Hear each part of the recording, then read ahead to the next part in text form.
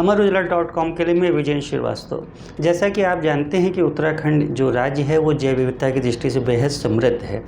यहाँ पर कई संकटाग्रस्त प्रजातियाँ मिलती हैं। अब केदारनाथ वन्यजीव अभयारण्य से जुड़ी हुई एक और रोचक बात सामने आई है। जैसा कि नेचर कंजर्वेशन फाउंडेशन और WWF के सहयोग से वहाँ पर एक अध्ययन का काम चल रहा है। वहाँ पर कैमरा ट्रैप भी लगाए गए हैं। अभी दोबारा जब कैमरा ट्रैप को देखा गया तो उसमें बड़ी रोचक जानकारी और तस्वीर सामने आई। लगभग 4000 मीटर की ऊंचाई पर ऊंचाई के आसपास जहाँ पर हिम तेंदुआ मिलता है उसी जगह पर तेंदुआ मिला, जो कि सामान्य तौर पर जो तेंदुआ होता है वो 1500 से 2000 मीटर की ऊंचाई तक ही मिलता है। लेकिन हिम तेंदुए के इलाके में ही तेंदुए की उपस्थिति फ़ोटोग्राफ के तौर पर दर्ज हुई है और एक ही स्पॉट पे दोनों फ़ोटो आई हैं। एक उसी जगह पे हिम तेंदुआ भी दिखाई दे रहा है और उसी जगह पर दूसरे फ़ोटो में तेंदुआ भी दिखाई दे रहा है। ये एक रोचक और नई तरीके की बातचीत है। हालाँकि WII के वैज्ञानिकों से जब हमने बात की, एक सत कुमार साहब हैं, उनसे हमने बात की तो उनका कहना है कि ये फीचर कोई नया नहीं है। 2018-19 के आसपास जब वो गंगोत्री में अध्ययन कर रहे थे तो ये बात दिखाई दी थी। लेकिन ये दुर्लभ प्रकरण जरूर होते हैं कि इतनी ऊंचाई तक का ये सामान्य तेंदुआ भी पहुंच जाए, जो कि हिम तेंदुए के इलाके तक पहुंच जाए। ये रोचकता या एक बातचीत यहीं पे ख़त्म नहीं होती है। इसी कैमरा ट्रैप में सांभर भी रिपोर्ट हुआ है। इस संबंध में जब हमने केदारनाथ वन्यजीव अभयारण्य के DFO तरुण S से बात की तो उनका कहना है कि तुंगनाथ तक तो सांभर की उपस्थिति हम लोगों ने दर्ज की है या पता है, लेकिन 4000 मीटर की ऊंचाई जो काफ़ी अधिक होती है वहाँ पर सांभर पहली बार, दावा है उनका कि पहली बार पिक्चर के तौर पर एक साक्ष्य मिला है जहाँ पर इतनी ऊंचाई पर सांभर आया हुआ है। तो उनका ये मानना है कि इस इलाके में जैव विविधता बहुत समृद्ध है और जैसे जैसे अध्ययन हम करते जाएंगे तो नई और रोचक जानकारियाँ भी सामने आती जाएंगी।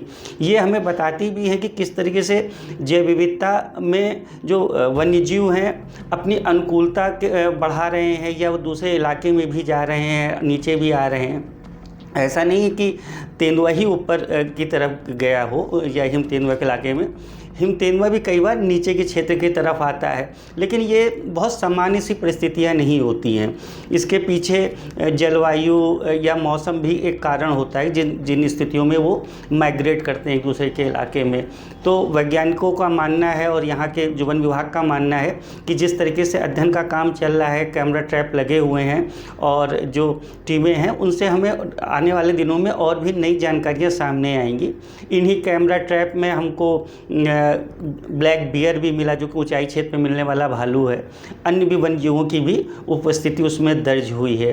तो हम देखेंगे कि आने वाले समय में जब ये अध्ययन और आगे बढ़ेगा तो और भी नई रोचक और जानकारियाँ सामने आ सकती हैं। इसी तरह अगर हम बहुत थोड़ा सा पीछे जाते हैं तो अस्कोट जो क्षेत्र है, जो कि पिथौरागढ़ ज़िले के अंतर्गत आता है और ये सीमांत क्षेत्र है, लगभग 8-9 साल पहले या 10 साल पहले करीब वहाँ भी कैमरा ट्रैप लगाया गया था। तो वहाँ पर बाघ, टाइगर, वो भी वहाँ पे एक रिपोर्ट हो गया था, उसकी फ़ोटोग्राफ भी आए हुए थे। जबकि पहले ये माना जाता रहा था, हालांकि लोग कहते थे कि टाइगर पहाड़ में भी है, दिखता है साहब, ये सब चीज़ें, लेकिन उसके फ़ोटोग्राफ के तौर पर वैज्ञानिक जो कहते हैं हम साक्ष्य उस समय भी आए थे सामने।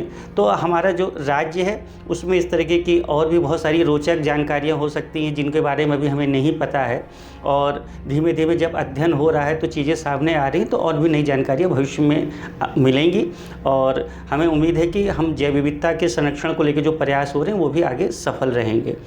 अमर उजाला से जुड़े रहिए और इसी तरीके से वन और वन्यजीव की खबरें सुनते और देखते रहिए।